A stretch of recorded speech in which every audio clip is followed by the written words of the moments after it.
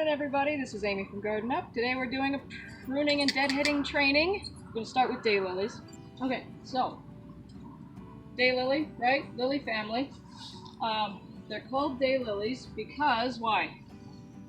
One blooms a day. One a day. Each flower blooms for one day and then it's done. So here's today's, here's yesterday's, day before, maybe also the day before that, etc.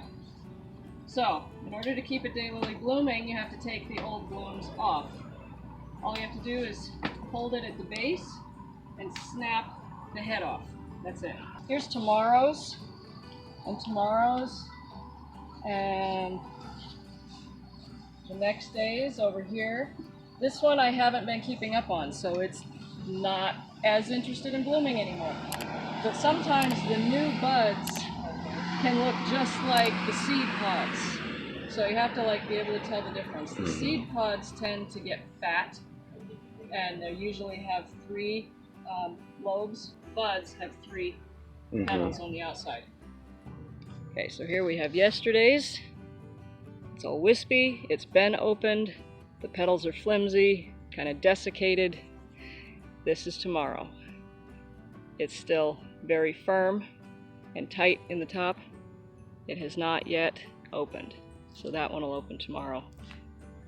You want to leave that, take this, and since there's nothing else on this stem, you'll take the whole stem. So here's a seed pod. It's got 3 little segments, and it's fat and wide, as opposed to the buds, which are really narrow and elongated. But when they're both really young, when these are small and they're right next to each other, it can be really hard to tell them apart. But yes, it is vitally important to get the seed pods off, because as soon as the plant goes to seed, it says, I'm done, my job is done, I've made my babies, I don't need to bloom anymore, and it completely defeats the purpose of you having it in your garden. Yeah. And trying to get it to bloom again is very difficult. This was a spent bloom. The flower fell off, but this is a seed pod, so I'm going to take that off. Okay.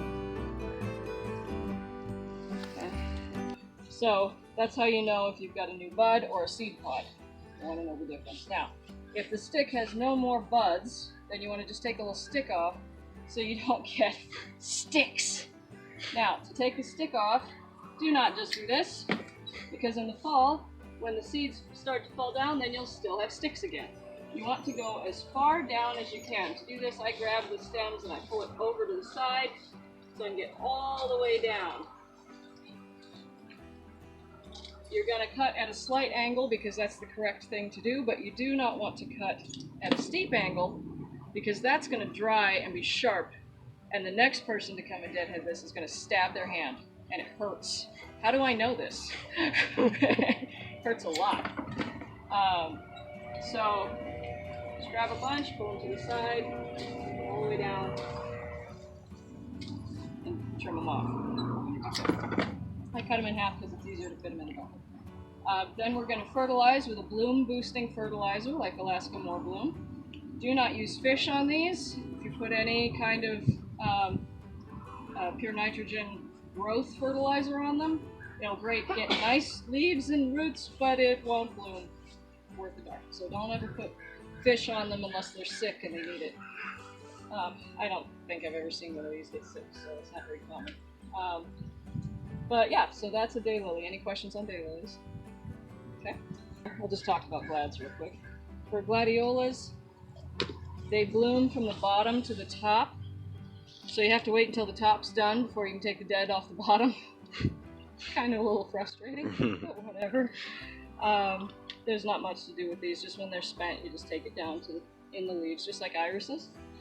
So let's go ahead and talk about Oriental lilies. With Oriental lilies, you have all of the seed heads from all of the different blooms, and you have to wait until they're all done to cut it off, but deadheading is very simple. Just take it down to where there's a bunch of leaves, and that's that. So Salvia has an interesting growth habit. What it does is it sends up a primary bloom, and then when that one's done, it'll send out 2 secondary blooms, and then sometimes those will send out secondary blooms. So the trick with things like Salvia is to just take out the middle one. So this is done, so I'm going to take it out. Right down to the joint right here. Okay, and then these ones, they're not quite done, but I'll take them out so I can demonstrate. There's another set of leaves, which means more nodes right there. So these are now going to grow and bloom again. And so when I'm doing a salvia, I just take the center stalk off of each stem. Another thing you can do with salvia, sometimes they just get crazy big. You can take them right down to the base, and sometimes that refreshes and rejuvenates the plant and makes it a lot more pretty over time. Take a dead one, so you take this down to here, except that these two are done too, so I'm going to go down to the next one still, because I don't see any. Oh, there's a couple viable buds, but I think it'll be stronger if I actually go farther down. Same with this one. This one. So this one is the center of these two that I just cut, so it's going to go even farther still.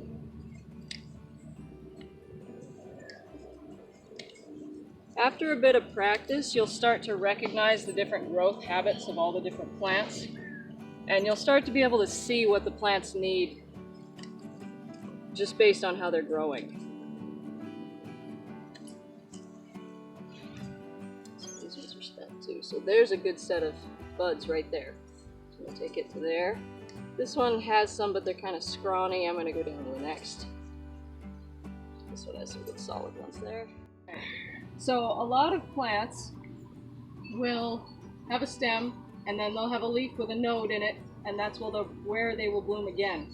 Daisies are another ones that are like that. Back here's an example. This is here. We deadheaded this, and then at this node, it came up and bloomed again. And if I hadn't cut this off, I would have had 2 more blooms. That one's already got a bud on it. But, you know, for the sake of example, let's see what's going on there. So with daisies, same thing. Grab a handful of them, go down to a leaf where you can see a node. If you don't see a node, make it level with everything else. You're going to want to like shape it so it's kind of a ball mound type shape. Oh, this is a good one. This is another one. Bloomed 3 times on one stem, and it had another node right there where I just cut it.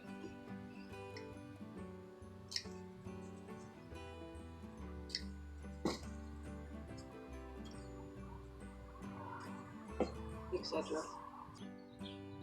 See these ones right here, there's a new bud right here. That's going to bloom one more time. Where is it? Right here. And then another one more to go right here. That little node, that'll grow and bud one more time. If I'm lucky. Bud season's over.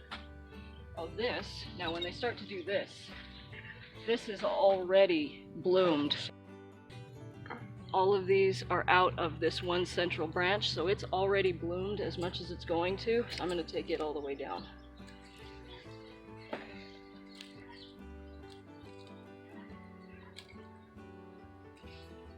See, now I have a nice pile of green. So here's another one. All these stems are off of this main central stem, so I'm going to take all those down. It just makes for a prettier plant, lasts longer throughout the season. When you do it this way. So now on one where the flowers are all done, so here's another one. I'm not going to cut this one and then this one and then this one. These are all on the same stem. I'm going to go down to this next bud.